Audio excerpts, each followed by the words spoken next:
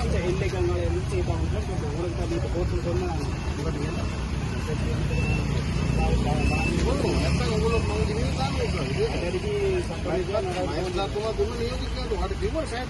நீதிபதியில் ஓடுறதுதான் உங்களுக்கு சொல்லுது தங்கள் அப்படியே ஏட்டேன் ரோட்டுக்கு ஏட்டக்கில உங்களுக்கு தான் இந்த நோ ப்ராப்ளம் ரோட்ல ஓகே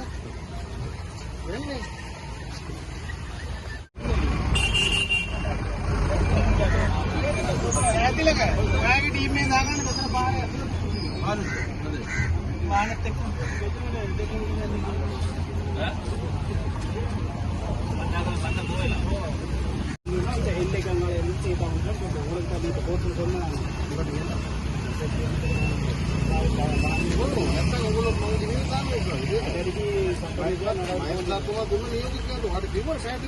நீதிபதியில் ஓடுறதுதான் உங்களுக்கு சொல்லுது தங்கள் அப்படியே ஏட்டேன் ரோட்டுக்கு ஏட்டக்கில உங்களுக்கு தான் இந்த நோ ப்ராப்ளம் ரோட்ல ஓகே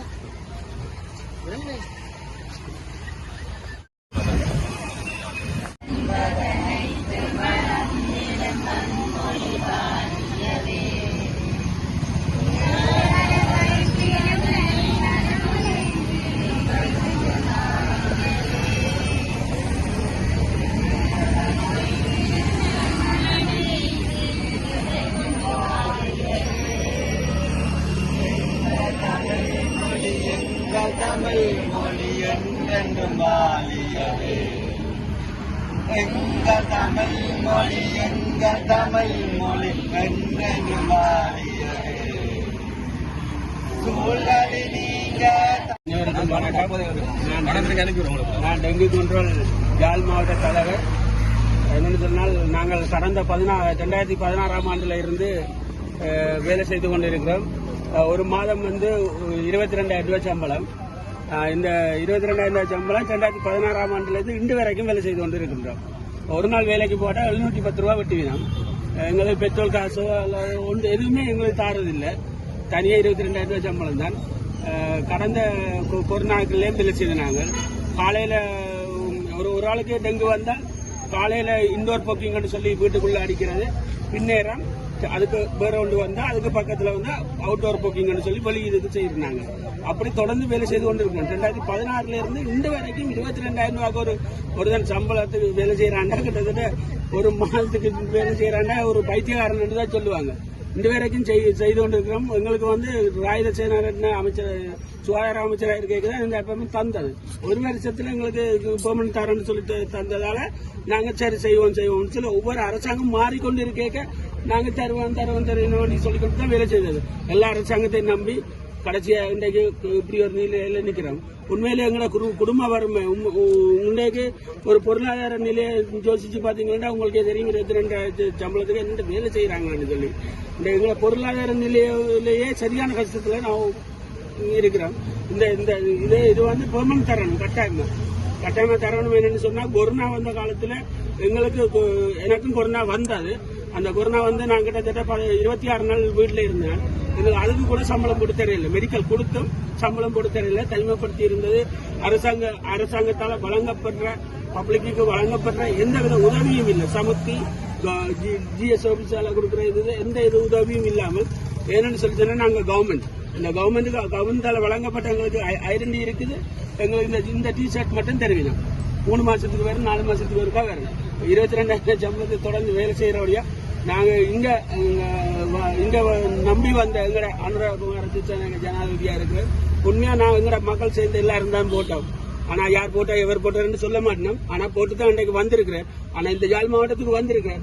அவரை சந்திக்கிறதுக்கு நாங்க மகஜரை கொடுப்போம் சொல்லி சரியான கொடுப்போம் வந்தால் நேற்று பதிஞ்சிருக்கணும் சொல்லி நான் 7:20 உள்ள போய் இப்பதான் வெளியில வந்துக்கிறேன் சொன்னா எங்களை வெளியில விட்டுட்டோம். உங்களோட பேர் பதிவில இல்லையான்னு சொல்லி நேற்று பதிஞ்சிருக்கணும். அது பதிவு இருக்கணும்னு சொல்லிச்சுன்னா ஒரு ஜனாதிபதியை நாங்க சந்திக்க போறதுக்கு உண்மையா ஒரு பாதுகாப்பு இது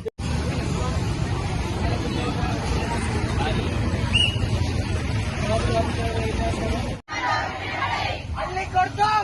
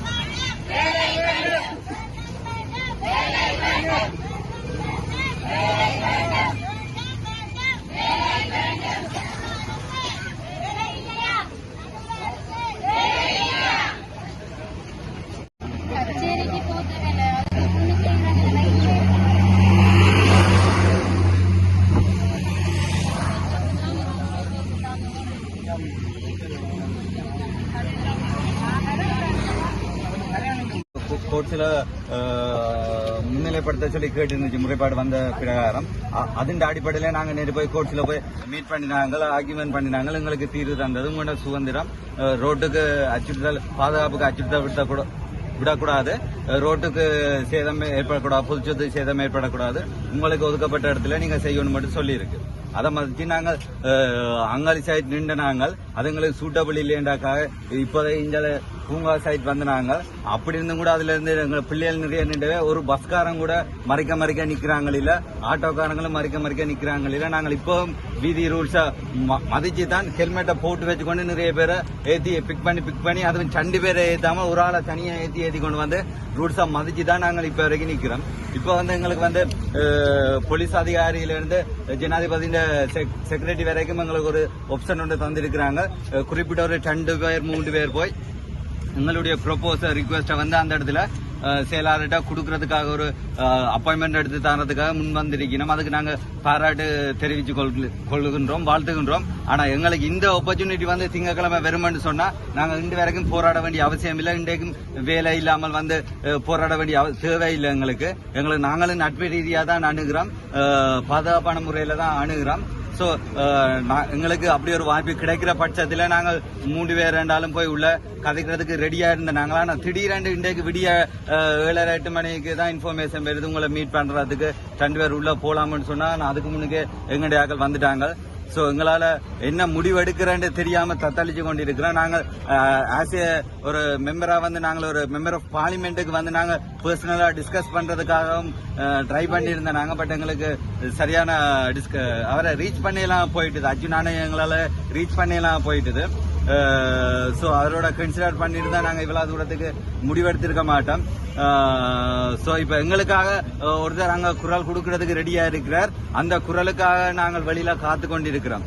இப்ப நாங்கள் சந்திக்கிறதுக்கு வாய்ப்பு ஏற்படுத்தி தர்ற பட்சத்தில் நாங்கள் அதை யூஸ் பண்ணுவோம். அந்த ஆப்பர்ச்சுனிட்டியை நாங்கள் யூஸ் பண்றதுக்கு ரெடியா இருக்கிறோம். Okay, excuse.